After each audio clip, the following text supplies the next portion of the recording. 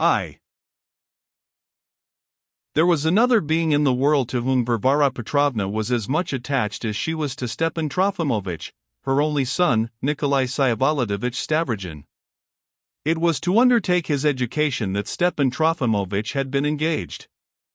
The boy was at that time 8 years old, and his frivolous father, General Stavrogin, was already living apart from Varvara Petrovna, so that the child grew up entirely in his mother's care. To do Stepan Trofimovich justice, he knew how to win his pupil's heart. The whole secret of this lay in the fact that he was a child himself. I was not there in those days, and he continually felt the want of a real friend. He did not hesitate to make a friend of this little creature as soon as he had grown a little older. It somehow came to pass quite naturally that there seemed to be no discrepancy of age between them. More than once he awaked his 10 or 11-year-old friend at night, simply to pour out his wounded feelings and weep before him, or to tell him some family secret, without realizing that this was an outrageous proceeding.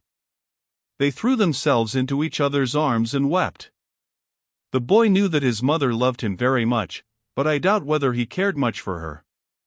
She talked little to him and did not often interfere with him, but he was always morbidly conscious of her intent, searching eyes fixed upon him.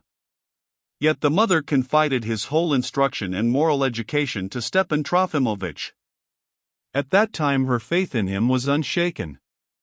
One can't help believing that the tutor had rather a bad influence on his pupil's nerves.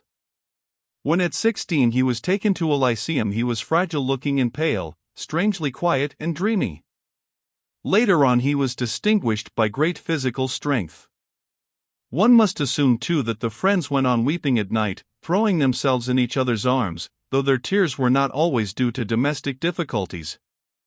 Stepan Trofimovich succeeded in reaching the deepest chords in his pupil's heart, and had aroused in him a vague sensation of that eternal, sacred yearning which some elect souls can never give up for cheap gratification when once they have tasted and known it. There are some connoisseurs who prize this yearning more than the most complete satisfaction of it, if such were possible. But in any case it was just as well that the pupil and the preceptor were, though none too soon, parted.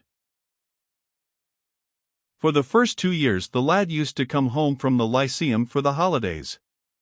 While Varvara Petrovna and Stepan Trofimovich were staying in Petersburg, he was sometimes present at the literary evenings at his mother's. He listened and looked on. He spoke little, and was quiet and shy as before. His manner to Stepan Trofimovich was as affectionately attentive as ever, but there was a shade of reserve in it. He unmistakably avoided distressing, lofty subjects or reminiscences of the past. By his mother's wish he entered the army on completing the school course, and soon received a commission in one of the most brilliant regiments of the Horse Guards. He did not come to show himself to his mother in his uniform, and his letters from Petersburg began to be infrequent. Varvara Petrovna sent him money without stint, though after the emancipation the revenue from her estate was so diminished that at first her income was less than half what it had been before. She had, however, a considerable sum laid by through years of economy. She took great interest in her son's success in the highest Petersburg society. Where she had failed, the wealthy young officer with expectations succeeded. He renewed acquaintances which she had hardly dared to dream of, and was welcomed everywhere with pleasure. But very soon rather strange rumors reached Varvara Petrovna. The young man had suddenly taken to riotous living with a sort of frenzy. Not that he gambled or drank too much, there was only talk of savage recklessness, of running over people in the street with his horses, of brutal conduct to a lady of good society with whom he had a liaison and whom he afterwards publicly insulted. There was a callous nastiness about this affair. It was added, too, that he had developed into a regular bully, insulting people for the mere pleasure of insulting them. Varvara Petrovna was greatly agitated and distressed. Stepan Trofimovich assured her that this was only the first riotous effervescence of a too richly endowed nature, that the storm would subside, and that this was only like the youth of Prince Harry, who caroused with Falstaff, Poins, and Mrs. Quickly, as described by Shakespeare. This time Varvara Petrovna did not cry out, "Nonsense, nonsense," as she was very apt to do in later years in response to Stepan Trofimovich. On the contrary, she listened very eagerly, asked him to explain this theory more exactly, took up Shakespeare herself and with great attention read the immortal chronicle. But it did not comfort her, and indeed she did not find the resemblance very striking. With feverish impatience she awaited answers to some of her letters. She had not long to wait for them. The fatal news soon reached her that Prince Harry had been involved in 2 duels almost at once, was entirely to blame for both of them, had killed one of his adversaries on the spot and had maimed the other and was awaiting his trial in consequence. The case ended in his being degraded to the ranks, deprived of the rights of a nobleman, and transferred to an infantry line regiment, and he only escaped worse punishment by special favor. In 1863 he somehow succeeded in distinguishing himself, he received a cross, was promoted to be a non-commissioned officer, and rose rapidly to the rank of an officer. During this period Varvara Petrovna dispatched perhaps hundreds of letters to the capital, full of prayers and supplications.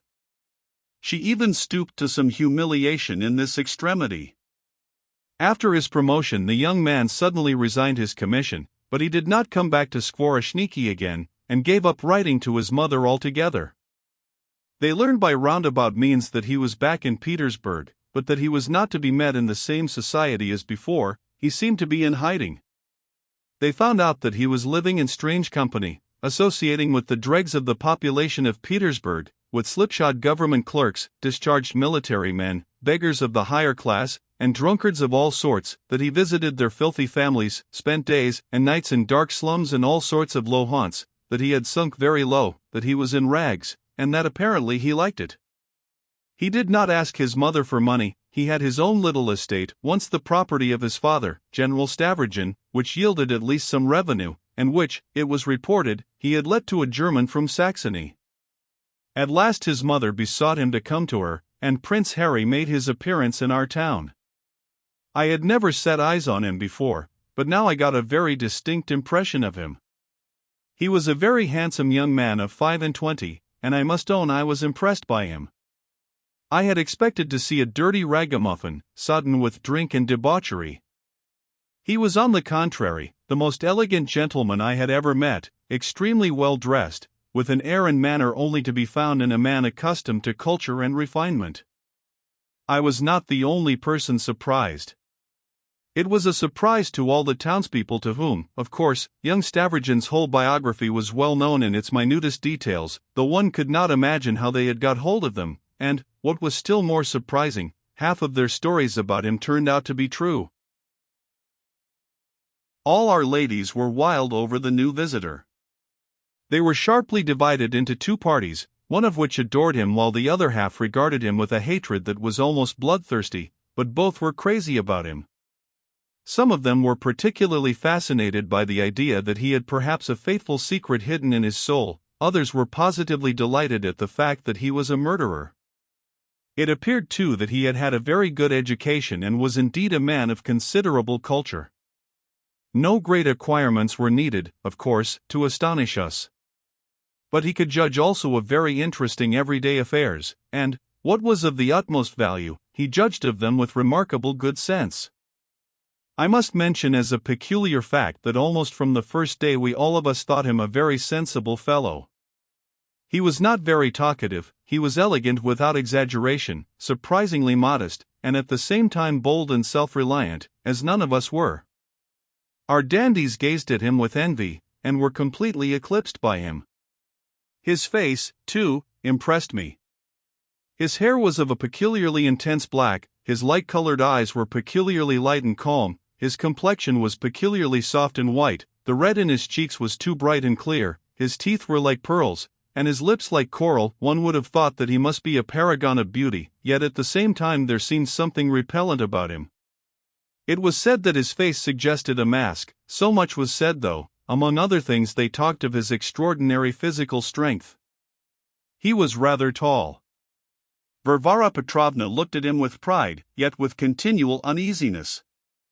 He spent about 6 months among us, listless, quiet, rather morose. He made his appearance in society, and with unfailing propriety performed all the duties demanded by our provincial etiquette. He was related, on his father's side, to the governor, and was received by the latter as a near kinsman.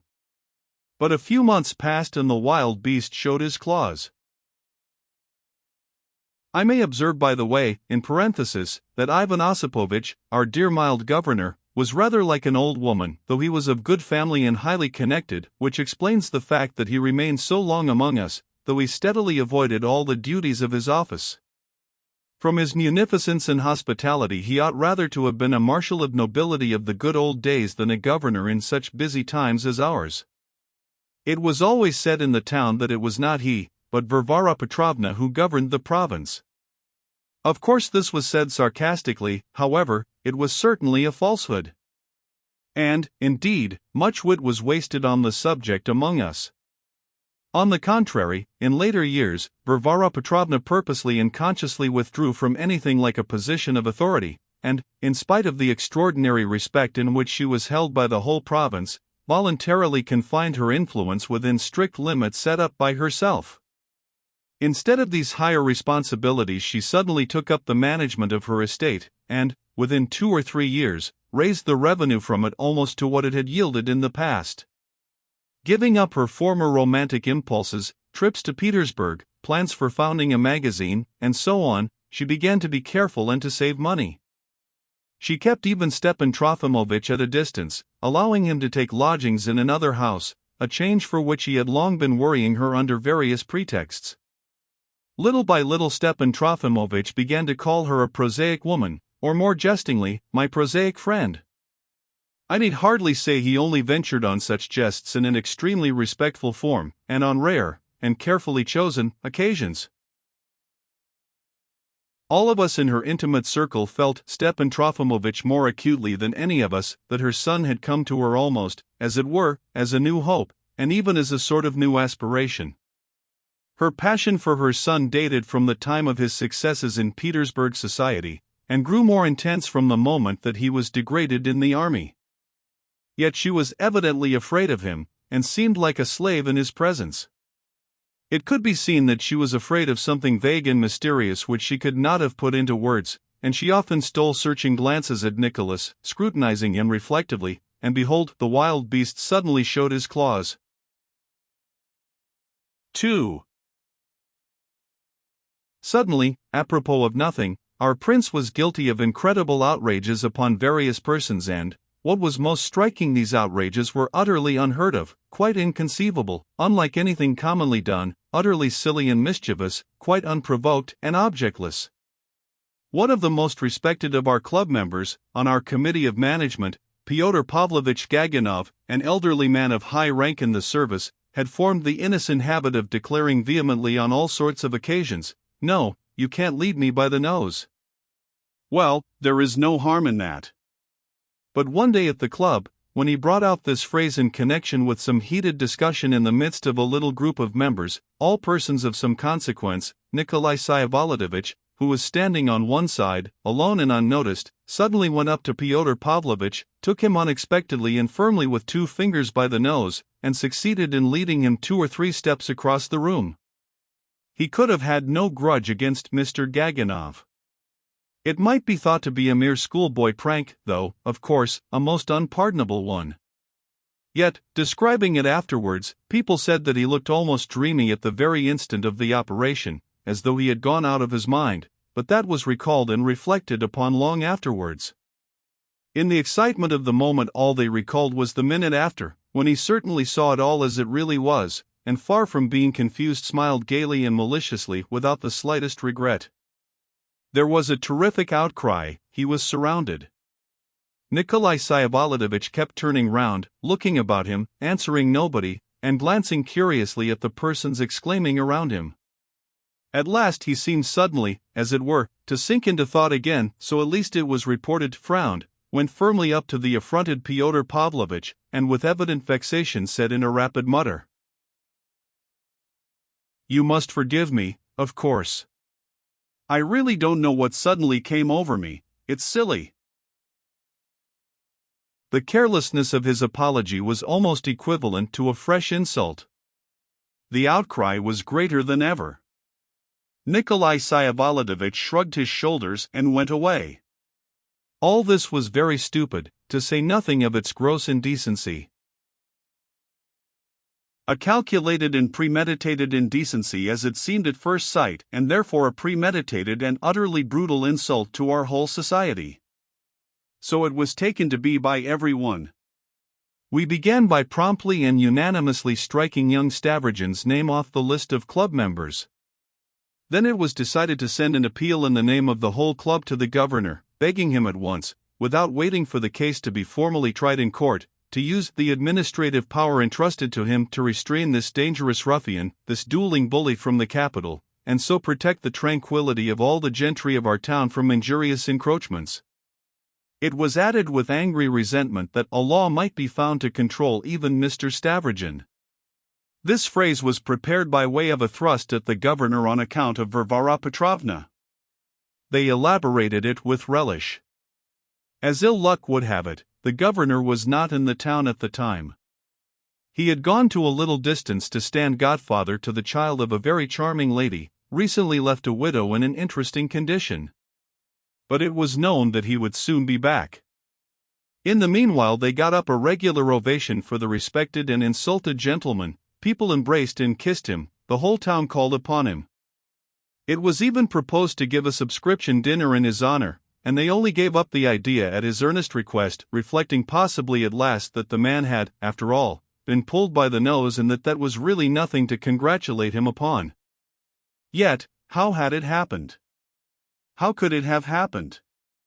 It is remarkable that no one in the whole town put down this savage act to madness. They must have been predisposed to expect such actions from Nikolai Syabolodovich even when he was sane. For my part, one don't know to this day how to explain it, in spite of the event that quickly followed and apparently explained everything, and conciliated everyone. I will add also that, 4 years later, in reply to a discreet question from me about the incident at the club, Nikolai Syabolodovich answered, frowning, "I wasn't quite well at the time." But there is no need to anticipate events.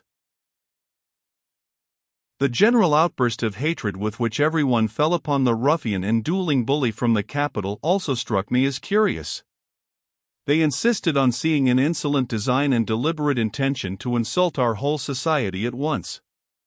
The truth was no one liked the fellow, but, on the contrary, he had set everyone against him, and one wonders how. Up to the last incident he had never quarreled with anyone, nor insulted anyone, but was as courteous as a gentleman in a fashion plate, if only the latter were able to speak. I imagine that he was hated for his pride. Even our ladies, who had begun by adoring him, railed against him now, more loudly than the men. Varvara Petrovna was dreadfully overwhelmed. She confessed afterwards to Stepan Trofimovitch that she had had a foreboding of all this long before, that every day for the last 6 months she had been expecting just something of that sort, a remarkable admission on the part of his own mother. "It's begun," she thought to herself with a shudder.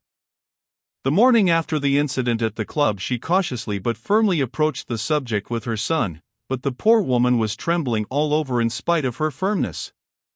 She had not slept all night and even went out early to Stepan Trofimovitch's lodgings to ask his advice, and shed tears there, a thing which she had never been known to do before anyone. She longed for Nicholas to say something to her, to deign to give some explanation.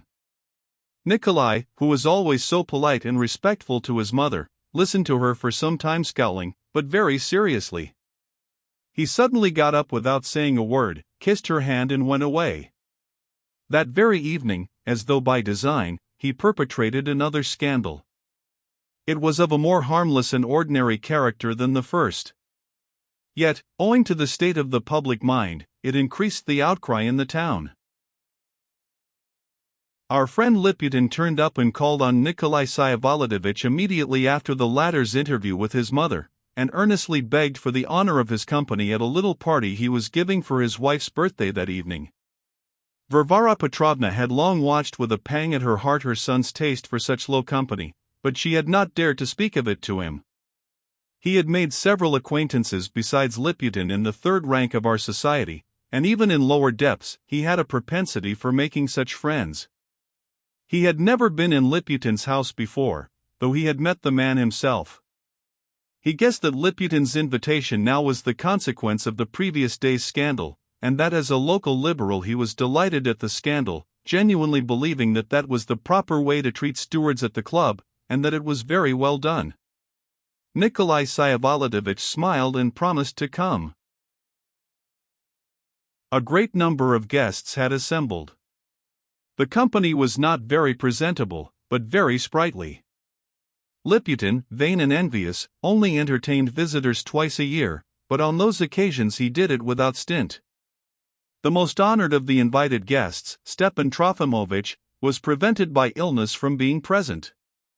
Tea was handed, and there were refreshments and vodka in plenty.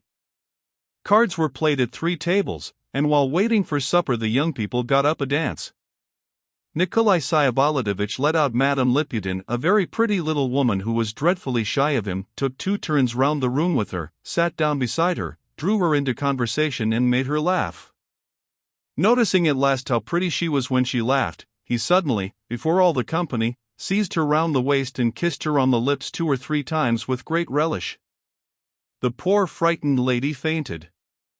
Nikolai Vsyevolodovich took his hat and went up to the husband, who stood petrified in the middle of the general excitement. Looking at him he, too, became confused and muttering hurriedly, "Don't be angry," went away. Liputin ran after him in the entry, gave him his fur coat with his own hands, and saw him down the stairs, bowing. But next day a rather amusing sequel followed this comparatively harmless prank, a sequel from which Liputin gained some credit, and of which he took the fullest possible advantage. At 10 o'clock in the morning Liputin's servant Agafya, an easy-mannered, lively, rosy-cheeked peasant woman of 30, made her appearance at Stavrogin's house, with a message for Nikolai Vsyevolodovich. She insisted on seeing His Honor himself. He had a very bad headache, but he went out. Varvara Petrovna succeeded in being present when the message was given.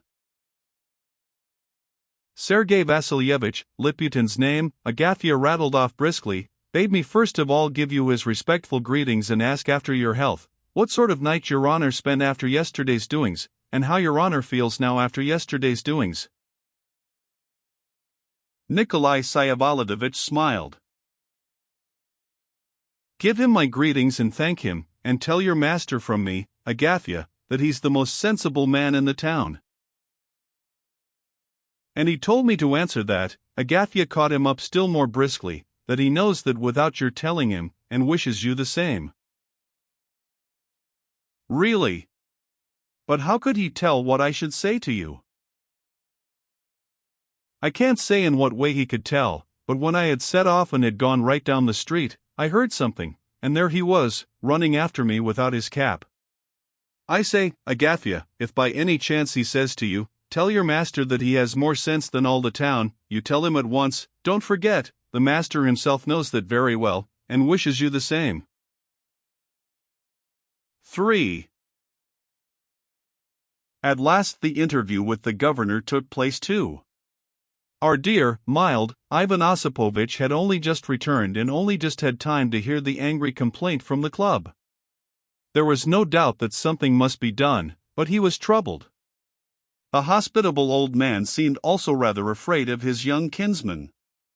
He made up his mind, however, to induce him to apologize to the club and to his victim in satisfactory form, and, if required, by letter, and then to persuade him to leave us for a time, traveling, for instance, to improve his mind, in Italy, or in fact anywhere abroad. In the waiting room in which on this occasion he received Nikolai Vsyevolodovich, who had been at other times privileged as a relation to wander all over the house unchecked, Alyosha Telyatnikov, a clerk of refined manners, who was also a member of the governor's household, was sitting in a corner opening envelopes at a table, and in the next room, at the window nearest to the door, a stout and sturdy colonel, a former friend and colleague of the governor, was sitting alone reading the Golos. Paying no attention, of course, to what was taking place in the waiting room, in fact, he had his back turned. Ivan Osipovich approached the subject in a roundabout way, almost in a whisper, but kept getting a little muddled. Nikolai looked anything but cordial, not at all as a relation should. He was pale and sat looking down and continually moving his eyebrows as though trying to control acute pain. You have a kind heart and a generous one, Nicholas, the old man put in among other things, you're a man of great culture, you've grown up in the highest circles, and here too your behavior has hitherto been a model, which has been a great consolation to your mother, who is so precious to all of us. And now again everything has appeared in such an unaccountable light, so detrimental to all. I speak as a friend of your family, as an old man who loves you sincerely and a relation, at whose words you cannot take offense. Tell me, what drives you to such reckless proceedings so contrary to all accepted rules and habits? What can be the meaning of such acts which seem almost like outbreaks of delirium? Nikolai listened with vexation and impatience. All at once there was a gleam of something sly and mocking in his eyes. "I'll tell you what drives me to it," he said sullenly, and looking round him he bent down to Ivan Osipovitch's ear. The refined Alyosha Telyatnikov moved 3 steps farther away towards the window, and the colonel coughed over the golos. Poor Ivan Osipovitch hurriedly and trustfully inclined his ear. He was exceedingly curious. And then something utterly incredible, though on the other side only too unmistakable, took place. The old man suddenly felt that, instead of telling him some interesting secret, Nikolai had seized the upper part of his ear between his teeth and was nipping it rather hard. He shuddered, and breath failed him. "Nicholas, this is beyond a joke," he moaned mechanically in a voice not his own. Alyosha and the colonel had not yet grasped the situation, besides they couldn't see, and fancied up to the end that the two were whispering together, and yet the old man's desperate face alarmed them. They looked at one another with wide open eyes, not knowing whether to rush to his assistance as agreed or to wait. Nikolai noticed this perhaps, and bit the harder. "Nicholas! Nicholas," his victim moaned again, "come, you've had your joke, that's enough." In another moment the poor governor would certainly have died of terror, but the monster had mercy on him, and let go his ear. The old man's deadly terror lasted for a full minute, and it was followed by a sort of fit. Within half an hour Nikolai was arrested and removed for the time to the guardroom, where he was confined in a special cell, with a special sentinel at the door. This decision was a harsh one, but our mild governor was so angry that he was prepared to take the responsibility even if he had to face Varvara Petrovna. To the general amazement, when this lady arrived at the governor's in haste and in nervous irritation to discuss the matter with him at once, she was refused admittance, whereupon, without getting out of the carriage, she returned home, unable to believe her senses. And at last everything was explained. At 2 o'clock in the morning the prisoner, who had till then been calm and had even slept, suddenly became noisy, began furiously beating on the door with his fists, with unnatural strength wrenched the iron grating off the door, broke the window, and cut his hands all over. When the officer on duty ran with a detachment of men and the keys and ordered the cell to be opened that they might rush in and bind the maniac, it appeared that he was suffering from acute brain fever. He was taken home to his mother. Everything was explained at once. All our 3 doctors gave it as their opinion that the patient might well have been in a delirious state for 3 days before, and that though he might have apparently been in possession of full consciousness and cunning, yet he might have been deprived of common sense and will, which was indeed borne out by the facts. So it turned out that Liputin had guessed the truth sooner than anyone. Ivan Osipovitch, who was a man of delicacy and feeling, was completely abashed. But what was striking was that he, too, had considered Nikolai Syaboladovich capable of any mad action even when in the full possession of his faculties. At the club, too, people were ashamed and wondered how it was they had failed to see the elephant and had missed the only explanation of all these marvels. There were, of course, skeptics among them, but they could not long maintain their position. Nikolai was in bed for more than 2 months. A famous doctor was summoned from Moscow for a consultation. The whole town called on Varvara Petrovna. She forgave them. When in the spring Nikolai had completely recovered and assented without discussion to his mother's proposal that he should go for a tour to Italy, she begged him further to pay visits of farewell to all the neighbors, and so far as possible to apologize where necessary. Nikolai agreed with great alacrity.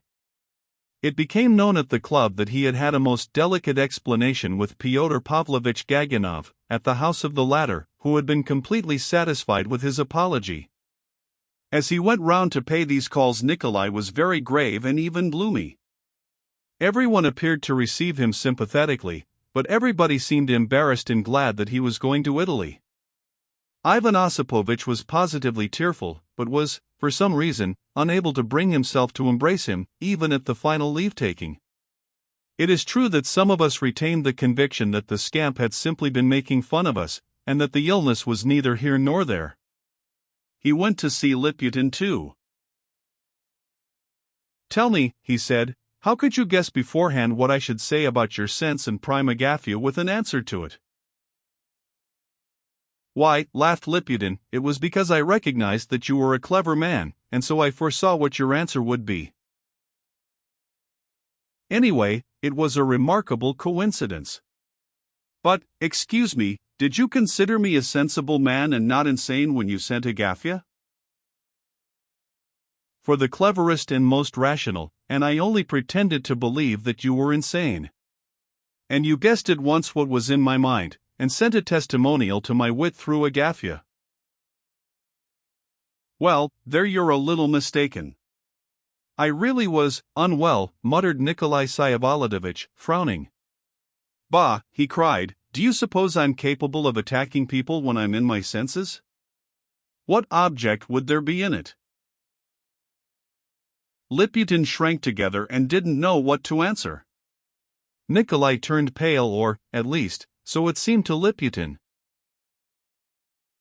"You have a very peculiar way of looking at things, anyhow," Nikolai went on, "but as for Agafya, I understand, of course, that you simply sent her to be rude to me." "I couldn't challenge you to a duel, could I?" "Oh, no, of course. I seem to have heard that you're not fond of duels." "Why borrow from the French?" said Liputin, doubling up again. "You're for nationalism, then?" Liputin shrank into himself more than ever. "Bah, bah! What do I see?" cried Nicholas, noticing a volume of Considerant in the most conspicuous place on the table. "You don't mean to say you're a Fourierist?" "I'm afraid you must be." "And isn't this too borrowing from the French?" he laughed, tapping the book with his finger. "No, that's not taken from the French," Liputin cried with positive fury, jumping up from his chair. "That is taken from the universal language of humanity, not simply from the French. From the language of the universal social republic and harmony of mankind, let me tell you.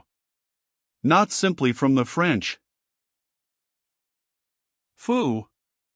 Hang it all! There's no such language," laughed Nikolai. "Sometimes a trifle will catch the attention and exclusively absorb it for a time. Most of what I have to tell of young Stavrogin will come later. But I will note now as a curious fact that of all the impressions made on him by his stay in our town, the one most sharply imprinted on his memory was the unsightly and almost abject figure of the little provincial official, the coarse and jealous family despot, the miserly moneylender who picked up the candle ends and scraps left from dinner, and was at the same time a passionate believer in some visionary future social harmony, who at night gloated in ecstasies over fantastic pictures of a future phalanstery, in the approaching realization of which, in Russia, and in our province, he believed as firmly as in his own existence. And that in the very place where he had saved up to buy himself a little home, where he had married for the second time, getting a dowry with his bride, where perhaps, for 100 miles round there was not one man, himself included, who was the very least like a future member of the universal human republic and social harmony. God knows how these people come to exist. Nikolai wondered, recalling sometimes the unlooked-for Fourierist. 4. Our prince traveled for over 3 years, so that he was almost forgotten in the town. We learned from Stepan Trofimovich that he had traveled all over Europe, that he had even been in Egypt and had visited Jerusalem, and then had joined some scientific expedition to Iceland, and he actually did go to Iceland. It was reported too that he had spent one winter attending lectures in a German university. He did not write often to his mother, twice a year, or even less, but Varvara Petrovna was not angry or offended at this. She accepted submissively and without repining the relations that had been established once for all between her son and herself. She fretted for her Nicholas and dreamed of him continually. She kept her dreams and lamentations to herself. She seemed to have become less intimate even with Stepan Trofimovich. She was forming secret projects and seemed to have become more careful about money than ever. She was more than ever given to saving money and being angry at Stepan Trofimovich's losses at cards. At last, in the April of this year, she received a letter from Paris from Praskovia Ivanovna Drozdov, the widow of the general and the friend of Varvara Petrovna's childhood. Praskovia Ivanovna, whom Varvara Petrovna had not seen or corresponded with for 8 years, wrote, informing her that Nikolai Syavolodovich had become very intimate with them and a great friend of her only daughter, Liza, and that he was intending to accompany them to Switzerland, to Verny-Montreux, though in the household of Count K., a very influential personage in Petersburg, who was now staying in Paris. He was received like a son of the family, so that he almost lived at the Count's. The letter was brief, and the object of it was perfectly clear, though it contained only a plain statement of the above-mentioned facts without drawing any inferences from them. Varvara Petrovna did not pause long to consider. She made up her mind instantly, made her preparations, and taking with her her protégée, Dasha, Shatov's sister, she set off in the middle of April for Paris, and from there went on to Switzerland. She returned in July, alone, leaving Dasha with the Drozdovs. She brought us the news that the Drozdovs themselves had promised to arrive among us by the end of August. The Drozdovs, too, were landowners of our province, but the official duties of General Ivan Ivanovich Drozdov, who had been a friend of Varvara Petrovna's and a colleague of her husband's, had always prevented them from visiting their magnificent estate. On the death of the general, which had taken place the year before, the inconsolable widow had gone abroad with her daughter, partly in order to try the grape cure which she proposed to carry out at Verny-Montreux during the latter half of the summer. On their return to Russia they intended to settle in our province for good. She had a large house in the town which had stood empty for many years with the windows nailed up. They were wealthy people. Praskovia Ivanovna had been, in her first marriage, a Madame Tushin, and like her school friend, Varvara Petrovna, was the daughter of a government contractor of the old school, and she too had been an heiress at her marriage. Tushin, a retired cavalry captain, was also a man of means, and of some ability. At his death he left a snug fortune to his only daughter Liza, a child of 7. Now that Lizaveta Nikolaevna was 22, her private fortune might confidently be reckoned at 200,000 rubles, to say nothing of the property which was bound to come to her at the death of her mother, who had no children by her second marriage. Varvara Petrovna seemed to be very well satisfied with her expedition. In her own opinion she had succeeded in coming to a satisfactory understanding with Praskovia Ivanovna, and immediately on her arrival she confided everything to Stepan Trofimovich. She was positively effusive with him as she had not been for a very long time. "Hurrah!" cried Stepan Trofimovich, and snapped his fingers. He was in a perfect rapture, especially as he had spent the whole time of his friend's absence in extreme dejection. On setting off she had not even taken leave of him properly, and had said nothing of her plan to that old woman, dreading, perhaps, that he might chatter about it. She was cross with him at the time on account of a considerable gambling debt which she had suddenly discovered. But before she left Switzerland she had felt that on her return she must make up for it to her forsaken friend, especially as she had treated him very curtly for a long time past. Her abrupt and mysterious departure had made a profound and poignant impression on the timid heart of Stepan Trofimovich, and to make matters worse he was beset with other difficulties at the same time. He was worried by a very considerable money obligation, which had weighed upon him for a long time and which he could never hope to meet without Varvara Petrovna's assistance. Moreover, in the May of this year, the term of office of our mild and gentle Ivan Osipovich came to an end. He was superseded under rather unpleasant circumstances.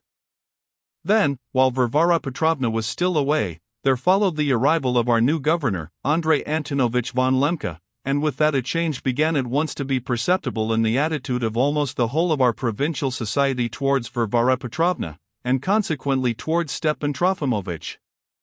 He had already had time anyway to make some disagreeable though valuable observations, and seemed very apprehensive alone without Varvara Petrovna. He had an agitating suspicion that he had already been mentioned to the governor as a dangerous man. He knew for a fact that some of our ladies meant to give up calling on Varvara Petrovna. Of our governor's wife, who was only expected to arrive in the autumn, it was reported that though she was, so it was heard, proud, she was a real aristocrat, and not like that poor Varvara Petrovna. Everybody seemed to know for a fact, and in the greatest detail, that our governor's wife and Varvara Petrovna had met already in society and had parted enemies, so that the mere mention of Madame von Lemke's name would, it was said, make a painful impression on Varvara Petrovna. The confident and triumphant air of Varvara Petrovna, the contemptuous indifference with which she heard of the opinions of our provincial ladies and the agitation in local society, revived the flagging spirits of Stepan Trofimovich and cheered him up at once. With peculiar, gleefully obsequious humor, he was beginning to describe the new governor's arrival. "You are no doubt aware, excellent Amy," he said, jauntily and coquettishly drawling his words, "what is meant by a Russian administrator, speaking generally, and what is meant by a new Russian administrator, that is the newly baked, newly established, ces interminables mos Russes. But I don't think you can know in practice what is meant by administrative ardor, and what sort of thing that is." Administrative ardor? I don't know what that is.